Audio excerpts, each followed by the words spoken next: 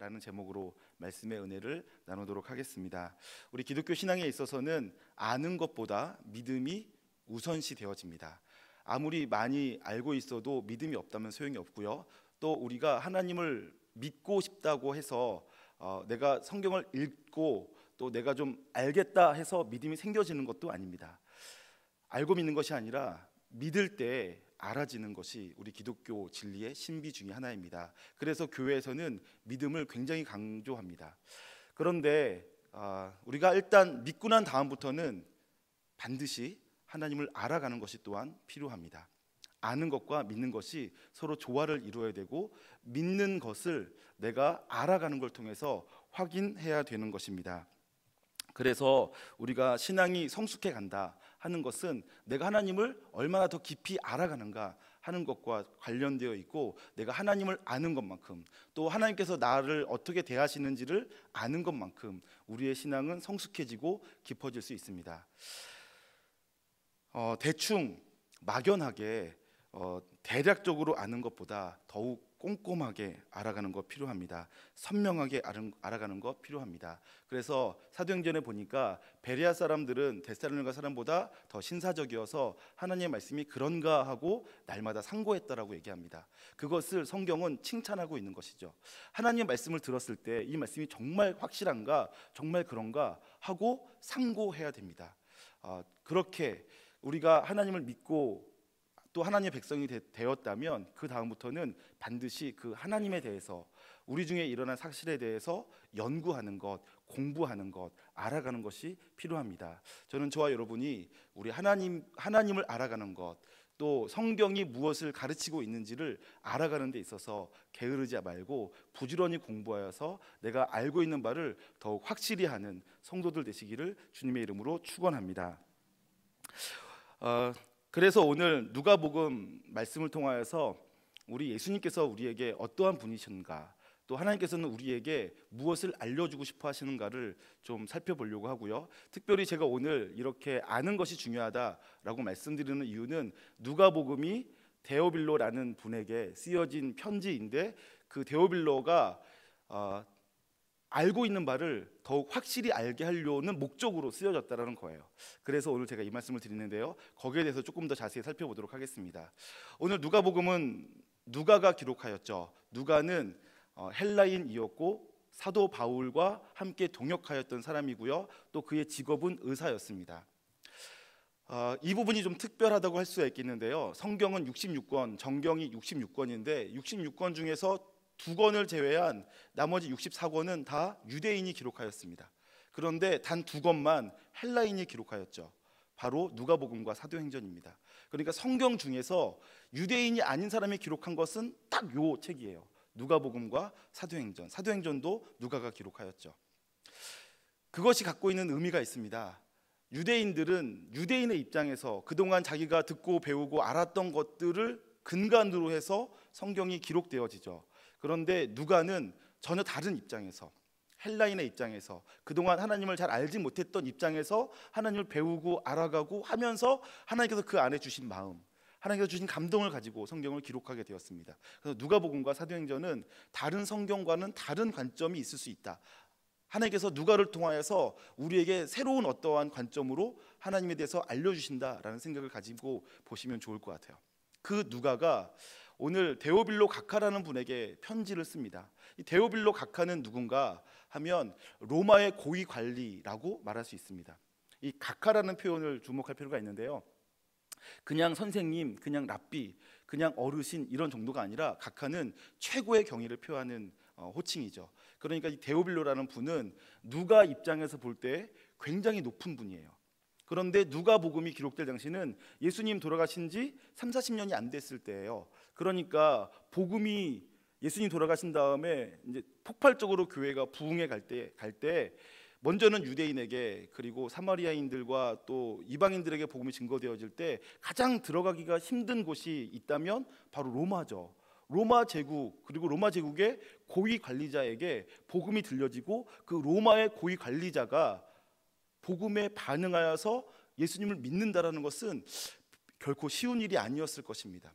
그런데 이 데오빌로가 어떠한 경로를 통해서인지 복음을 듣게 되었고 복음에 반응하여서 믿기 시작하였어요. 그것이 너무 놀라운 일인데 누가는 그 데오빌로 각하에게 당신이 알고 있는 그것을 내가 조금 더 확실하게 알려주고 싶다, 조금 더 분명하게 알려주고 싶다 하는 목적을 가지고 이 누가복음을 기록하였습니다.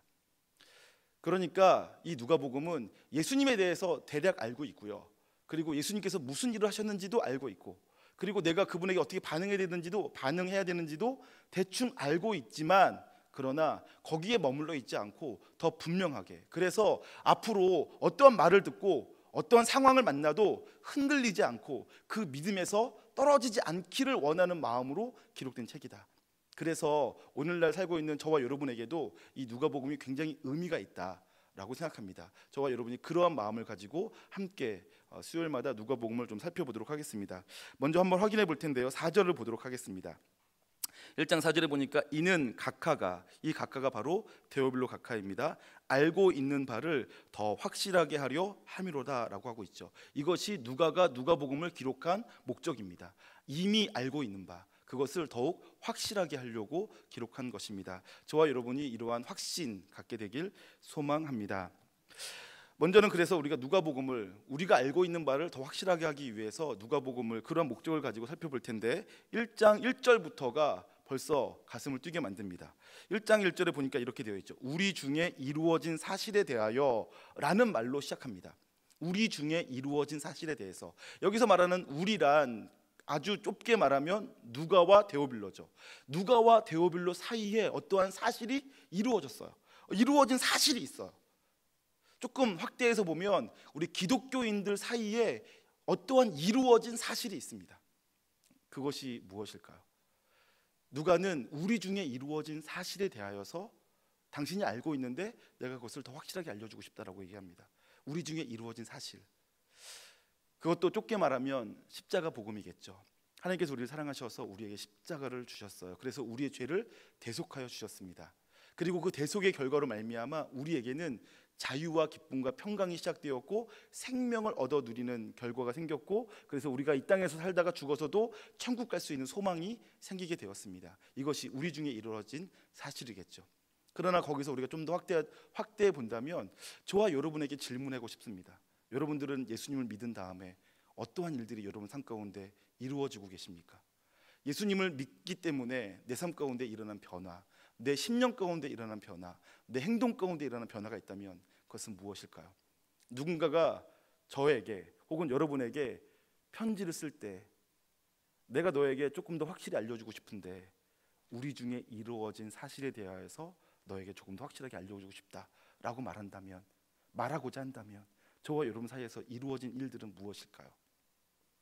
오늘 그것을 질문으로 던져드리고 싶습니다. 저는 저와 여러분이 그냥 막연하게 예수님 믿고 그냥 교회 가니까 좋더라 라는 데서 멈추지 않고, 저와 여러분이 예수를 믿을 때 예수님께서 우리를 위해 무슨 일을 하셨고 그것이 구체적으로 내 삶 속에 어떠한 영향을 끼쳤고 내 삶이 어떻게 변화되었는지 자세히 살펴볼 수 있기를 도전합니다. 그래서 여러분들이 예수님 믿었더니 너무 좋더라, 행복하다, 감사하다, 그리고 그래서 그러한 진리에 대한 확고한 사실 때문에 어떠한 여하한 고통, 환난, 어려움, 원치 않는 일을 만난다 할지라도 그 확신으로 인하여서 흔들리지 않게 되시기를 주님의 이름으로 축원합니다. 여기서 조금 더 깊이 들어가 보자면, 누가가 데오빌로에게 이 누가복음을 쓰면서 누가 자신을 소개하는 장면이 나옵니다. 내용이 나옵니다.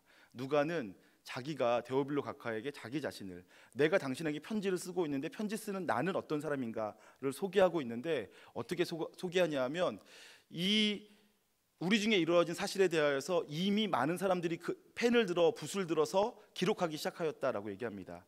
아마 제가 명확하게 말씀드릴 수 있는 것은 마가복음은 확실하게 먼저 기록되었어요. 그리고 마태복음도 기록되었고요, 요한복음은 누가복음보다는 뒤에 기록되었습니다. 그러나 지금 정경으로 확정되어진 책들 외에도 예수님에 대하여서 여러 사람들이 조각조각 자기가 기억하는 예수님에 대해서 기록해 놓은 기록물들이 있었을 것입니다. 정경으로 확정되지 못하였지만 많은 기록물들이 있었다라고 누가복음은 얘기하고 있죠.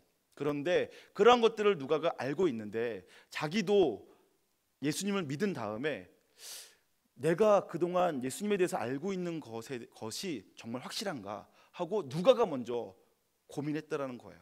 누가가 먼저 이 말이, 이 예수님의 사건이, 이 십자가 사건이, 이 메시아 사건이 정말 사실인가 하고 누가가 먼저 살펴보았다는 거죠. 그래서 표현하기를 근원부터 자세히 차례대로 살펴보았다라고 얘기합니다. 2절과 3절 보겠습니다. 처음부터 목격자와 말씀에 일꾼된 자들이 전하여 준 그대로 내력을 저술하려고 붓을 든 사람이 많은지라 그 모든 일을 근원부터 자세히 미루어 살핀 나도라고 표현되어 있죠. 그러니까 누가 본인이 먼저 자기가 듣고 알고 있는 그리고 믿고 있는 바를 확실하게 하기 위해서 자기가 먼저 이 모든 일에 대해서 근원부터, 처음부터 자세하게 이 의사다움을 아마 발휘했겠죠. 이 꼼꼼하게 세밀하게 이 팩트를 체크해가면서 살펴보았을 거예요. 그리고 미루어 살폈다, 이것은 차례대로 살폈다는 얘기를 하는 것입니다. 차례대로. 그래서 전후 사정을 확인해 봤다는 얘기를 하는 것입니다. 누가가 먼저 그렇게 아주 자세하게 꼼꼼하게 일일이 찾아다니며 수집하여서 정말 그런가라고 물어가면서 알아봤다는 얘기를 하고 있는 것입니다. 그래서 누가복음에는요, 마태, 마가복음, 요한복음에는 없는 기록들이 많이 있어요. 예를 들어서 오늘 곧바로 나오는 세례 요한의 출생뿐 아니라 예수님의 출생을 요셉, 아버지 요셉의 입장이 아니라 어머니 마리아 입장에서 기록하고 있어요. 그러니까 그 얘기는 무슨 얘기입니까? 누가가 마리아에게 가서 확인했다라는 거예요.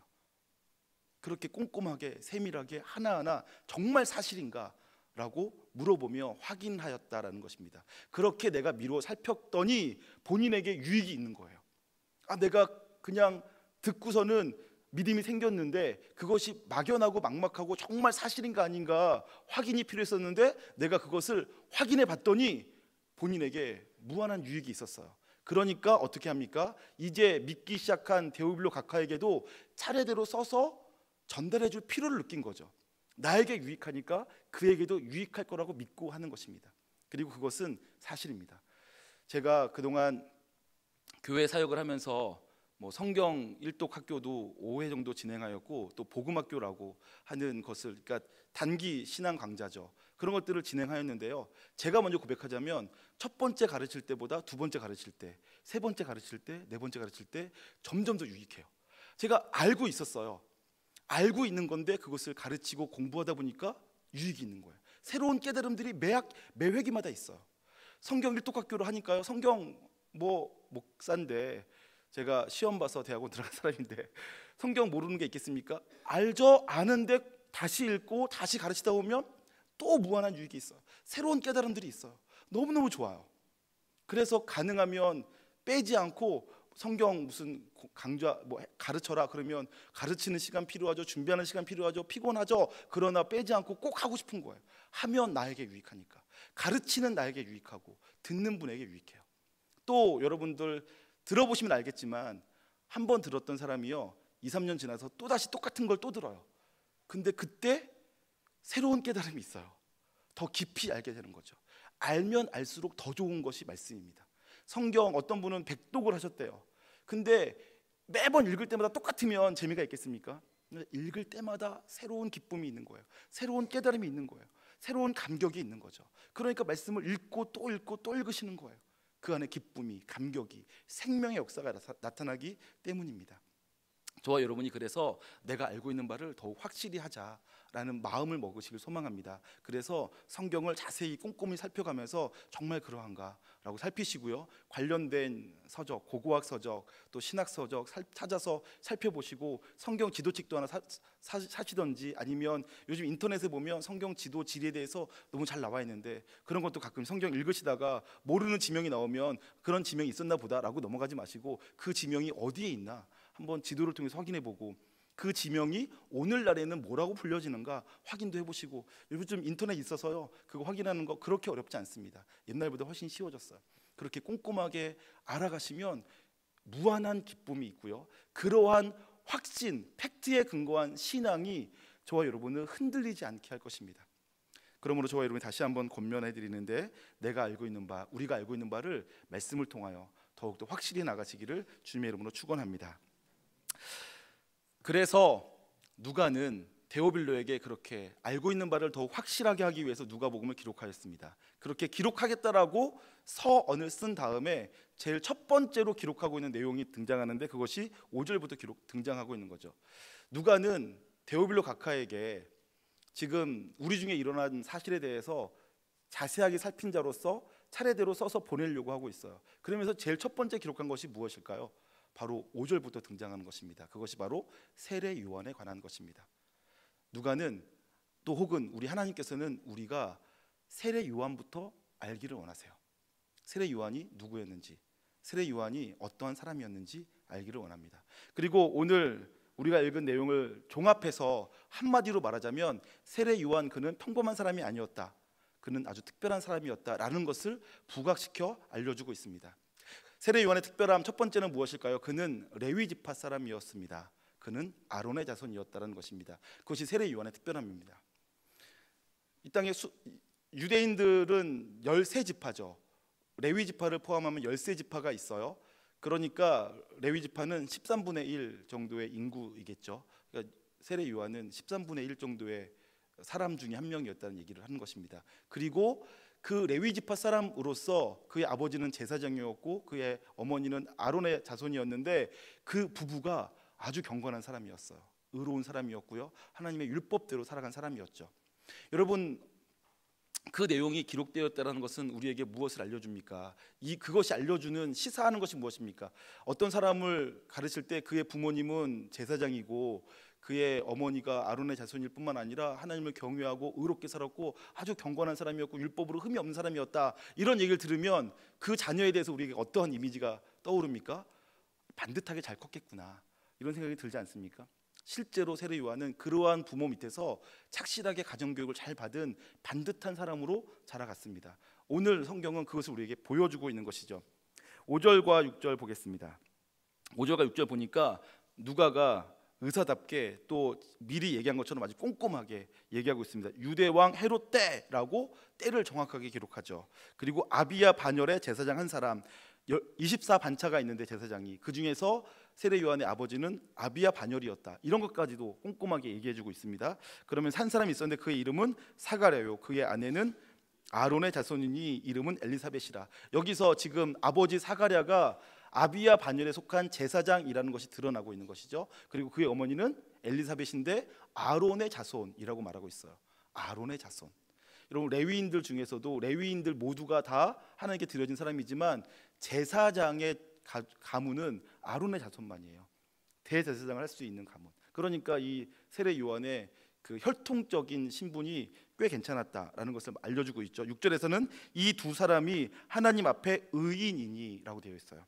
하나님께서 눈에 보실 때 의로웠던 사람이라고 얘기하는 것이고요. 주의 모든 계명과 규례대로 흠이 없이 행하던 사람이었다라고 알려주고 있습니다. 이것이 세례 요한을 성경 속에 등장시키면서 드러나 보여주는 첫 번째 내용입니다. 그런가 하면 그럼에도 불구하고 이 가정 가운데 슬픔이 있었다라는 것을 알려주면서 세례 요한이 은혜로 출생한 자녀다라는 것을 알려주고 있습니다. 여러분, 이 땅에 태어나는 모든 사람들마다 은혜 없이 태어난 사람이 없을 것입니다. 이 땅에 태어난 모든 생명은 다 소중합니다.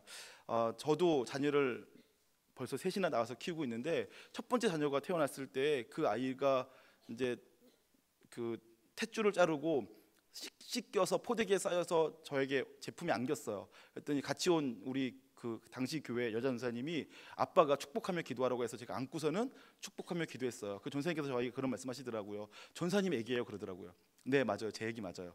딴 사람 애기 아니고 제 애기 맞아요. 그런데 제 애기라고 하는 말이 되게 이질적으로 느껴지더라고요. 왜냐하면 저는 그 아이를 만들 만한 능력이 없어요. 여러분 중에서는 있는지 모르겠는데 저는 그 아이를 생명을 만들어낼 만한 능력이 제 안에는 없어요. 저보러 찰흙을 주면서 뭐 1년을 줄 테니까 그렇게 만들어라, 저 그렇게 만들 자신 없습니다. 그 중에 한 손가락 한마디라도 제가 움직이게 할 능력이 없어요.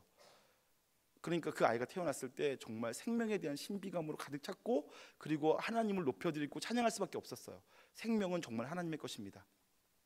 그런데 세례 요한은 그 중에서도 좀 특별했어요. 더 큰 은혜로 태어났다라고 말할 수밖에 없죠. 왜냐하면 이 세례 요한의 부모가 사가랴와 엘리사벳이 경건하게 의롭게 말씀대로 흠이 없이 살았음에도 불구하고 자녀를 낳지 못했어요. 결혼한 지 오래됐는데 자녀를 못 낳는 거예요. 유대인들은 자녀를 하나님의 축복으로 여겼습니다. 그래서 자기 집안에 자녀가 많은 것을 굉장한 축복으로 알고 살았어요. 그것을 뒤집어 말하면 결혼했는데 자녀를 낳지 못하면 축복받지 못한 것, 더 적극적으로 말하면 저주받은 것 아닌가, 내가 뭐 잘못한 것 없나 라고 생각할 수밖에 없는 거죠. 그런데 사가랴와 엘리사벳, 세례 요한의 부모는 결혼해서 시간이 흘러갔는데도 자녀를 낳지 못한 채 나이가 많아졌어요. 그러니까 그들 마음속에 이제 갈급한 마음, 또 궁휼한 마음, 가난한 마음이 생긴 거죠. 애통하는 마음들이 생긴 것입니다. 그런데 그 가정에 세례 요한이 하나님의 은혜로 출생하게 된 거예요. 그러니까 세례 요한을 성경이 우리에게 드러내 보여줄 때 세례 요한 그는 하나님에 의해서 은혜로 출생되어진 아이다라는 것을 우리에게 보여주고 있는 것이죠. 확인해 보겠습니다. 7절입니다. 엘리사벳이 잉태를 못함으로 그들에게 자식이 없고 두 사람의 나이가 많더라. 짧은 문장이지만 이 문장 속에는 이러한 의미들이 숨겨져 있는 것입니다. 그러던 그들에게 세례 요한이 출생하게 되었죠. 그런데 여기서 우리가 또 한 가지 살펴볼 것이 있습니다. 여러분, 세례 요한은 레위 지파 사람입니다. 레위 지파 사람이라는 것은 이스라엘 민족이 12지파 그리고 13번째로 레위 지파가 있는데 이스라엘 사람들은 이스라엘 민족을 12지파라고 얘기합니다. 왜냐하면 레위 지파는 이스라엘 지파로 치질 않아요. 왜 그런 줄 아시죠? 레위 지파는 하나님의 것이기 때문에 그렇습니다. 그래서 이스라엘은 12지파라고 우리가 지금도 말하고 있는 거예요. 지파 수를 세어보면 13지파예요. 그런데 레위 지파는 하나님의 것이기 때문에, 하나님을 위해서 살기 때문에 세지 않는 것입니다. 여러분, 그래서 레위 지파 사람들은 누구나가 다 하나님께 바쳐진 인생입니다. 세례 요한은 그렇게 하나님께 바쳐진 인생이죠. 그런가 하면 여러분, 나시린 서약이라고 들어보신 적 있으실 것입니다. 대표적으로 우리가 잘 알고 있는 나시린이 삼손이겠죠. 그는 어려서부터 나시린 서약하고 독주를 먹지 않고 머리를 자르지 않았습니다. 하나님을 위해 살기로 한 것이죠. 시체를 만지지 말아야 되고요. 여러분, 그런데 나시린 서약이란, 그래서 내가 일정 기간 동안 혹은 자기가 아무튼 정한 기간 동안 내가 나를 위해 살지 않고 하나님만을 위해 살겠다라고 서약하는 서약이에요. 그것을 나시린 서약이라고 합니다. 그런데 나시린 서약은 레위인이 아닌 사람들이 하는 거예요. 삼손은 어떤 지파 사람이었습니까? 단지파 사람이었어. 그러니까 단지파 사람인데 자기가 레위인들처럼 하나님을 섬기고 싶다. 그러면 어떻게 됩니까? 나시린 서약하는 거예요. 그러니까 그 얘기를 뒤집어 말하면 이렇게 말씀드릴 수 있는데, 레위인들은 처음부터 나시린이에요. 처음부터 나시린으로 살아가는 거죠. 포도주와 독주를 마시지 않고 시체를 만지면 안 돼요. 왜냐하면 그렇게 하면 하나님을 섬기는 것을 할 수 없기 때문에. 그러니까 오늘 세례 요한, 그는 레위인 아론의 자손, 그리고 하나님께 바쳐진 인생, 하나님의 은혜로 태어난 인생이다라는 것을 알려주고 있는 것입니다. 그런가 하면 또 한 가지 아주 특별한 것이 있죠. 그것은 바로 수태고지입니다. 수태고지란 수태, 임신했다는 것을 고지, 알려주는다라는 것입니다. 누가 알려줍니까? 천사가 와서 알려주는 거죠. 성경에는 세 인물이 수태고지를 받고 태어납니다. 첫 번째가 삼손이고요, 두 번째가 세례 요한, 세 번째가 예수님입니다. 성경에 수많은 인물들이 있지만 수태고지를 받고 천사가 나타나서 아들을 낳을 것이다라고 알려준 것은 이 세 인물입니다. 좀 넓게 말하면 이삭도 하나님의 천사가 와서 아들을 낳을 거라고 알려준 적은 있습니다만, 그것은 알려준 다음에 10년 후에 태어났으니까 그것을 빼고 곧바로 수태고지 후에 곧바로 임신하여서 자녀를 낳은 것은 이 세 사람입니다. 다시 말하면 이 세례 요한이 그만큼 특별하다는 거죠. 오늘 성경이 누가가 그렇게 세례 요한이 특별한 사람이었다라는 것을 알려주고 있습니다. 세례 요한, 그는 그냥 평범하게 예수님보다 앞서 있다가 어떠한 변화를 일으키려다가 실패했던 사람으로 끝나는 것이 아니라 예수님과 함께 연관되어서 아주 중요한 임무를 갖고 있던 사람이었다라는 것을 알려주는 거죠. 그 중요한 임무를 위해서 하나님께서 이 요한을 통하여서 어떤 일을 하시려고 하셨다. 요한에게 특별한 사명이 있다라는 것을 지금 부각시켜 주고 있는 것입니다. 자, 그러면서 그 세례 요한이 갖고 있던 사명에 대해서 알려주고 있습니다. 성경에는 세 가지가 등장하는데요. 첫 번째는 기쁨을 주는 것이었고요, 두 번째는 회복시키는 것, 돌아오게 하는 것이었습니다. 세 번째는 예수님의 길을 준비하는 거였죠. 그것이 특별한 하나님의 은혜와 선물로 인하여서 태어나서 세례 요한이 감당해야 됐던 사명입니다. 기쁨, 먼저 말씀을 통해 확인해 보도록 하죠. 14절입니다.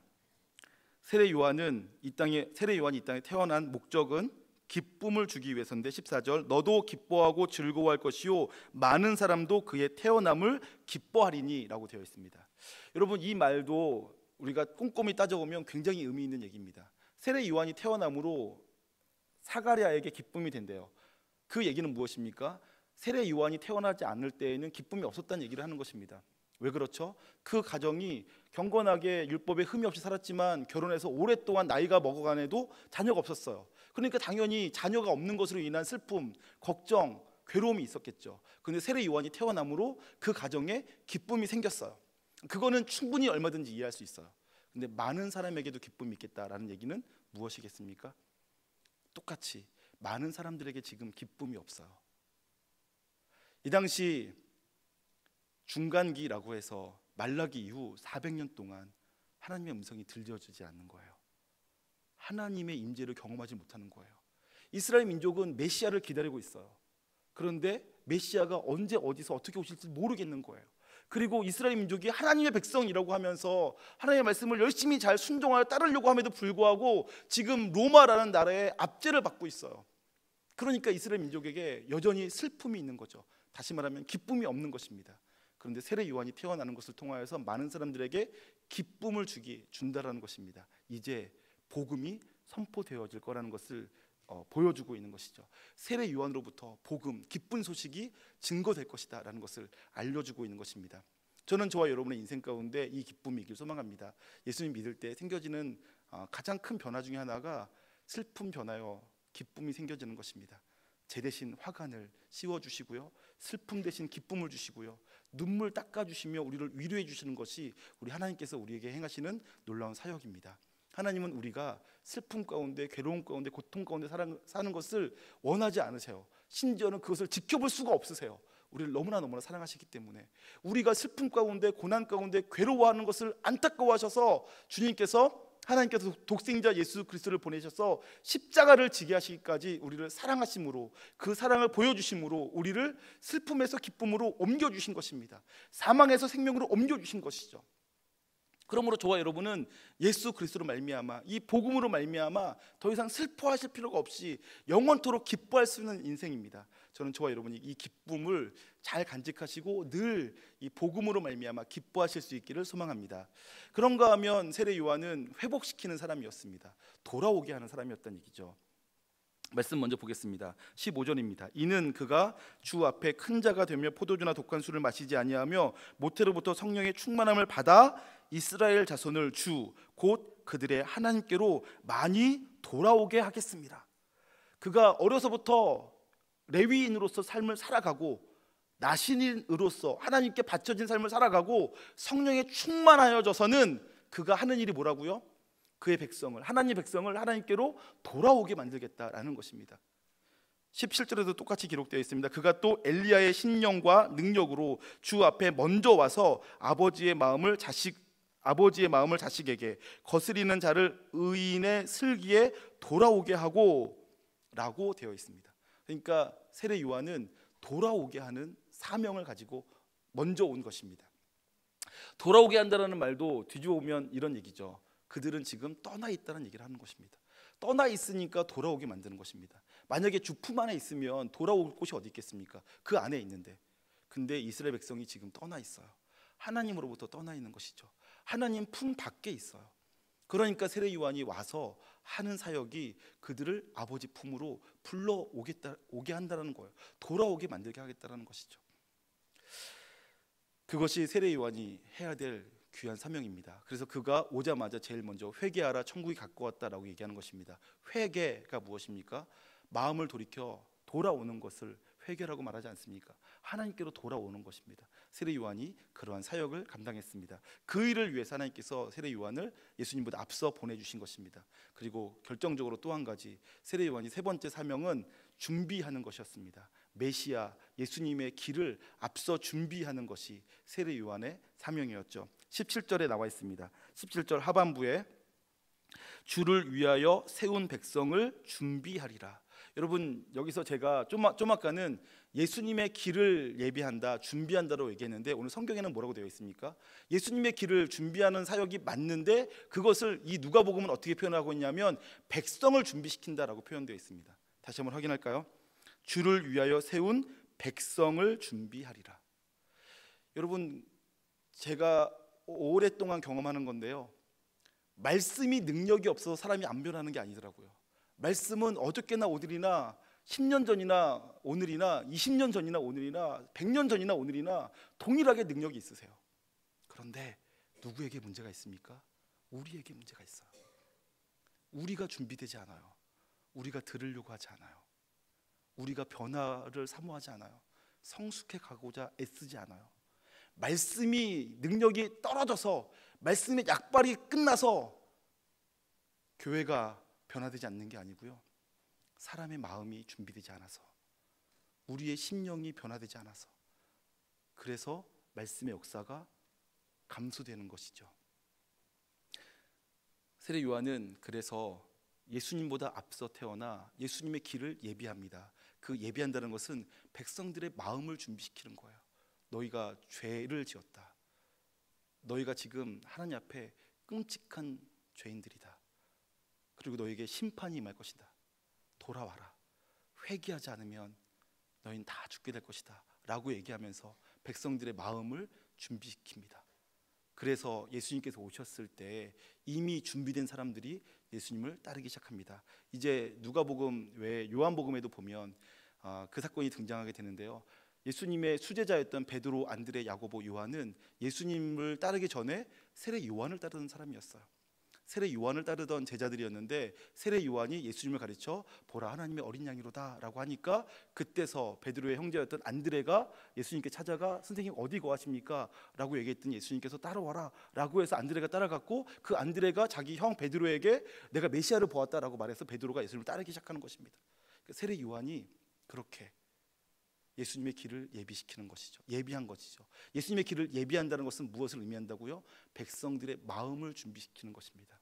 저는 그래서 오늘 마지막으로 세례 요한이 이렇게 예수님보다 앞서 와서 아주 중요한 사명을 띠고 와서 세 가지 백성들에게, 사람들에게 기쁨을 주고 사람들을 하나님 품으로 돌아오게 하고 그리고 그들의 마음을 준비시켰다라는 것을 전해드리면서 이 시간 도전하고 싶은 것은 여러분의 마음을 늘 준비하시기를 도전합니다. 예배 가운데 오실 때에요, 오셔서 앉아서 제일 먼저 기도와 묵상으로 예배를 준비하시는 거예요. 어떻게 준비하십니까? 하나님을 바라보기 시작하는 거죠.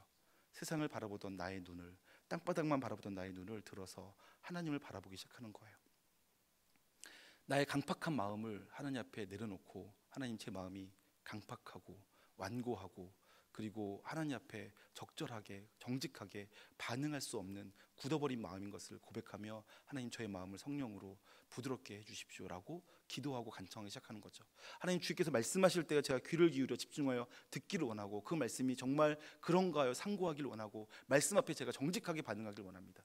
하나님께서 내게 요청하시는 것에 내가 듣고 순종할 수 있기를 원합니다 라고 마음밭을 기경할 필요가 있는 것입니다. 저와 여러분이 날마다 우리의 마음을 기경하여 주님 말씀이 선포되어질 때 그 말씀 앞에 말씀이 잘 박힌 모처럼 우리 심령에 박혀지는 것을 경험하기를 원하고요, 말씀이 씨앗되어 옥토에 심겨졌을 때 30배, 60배, 100배의 결실이 맺혀지는 것들을 경험하길 원합니다. 우리의 심령을 기경하는, 그래서 하나님 앞에 준비되어진 삶을 사시기를 주님의 이름으로 축원합니다.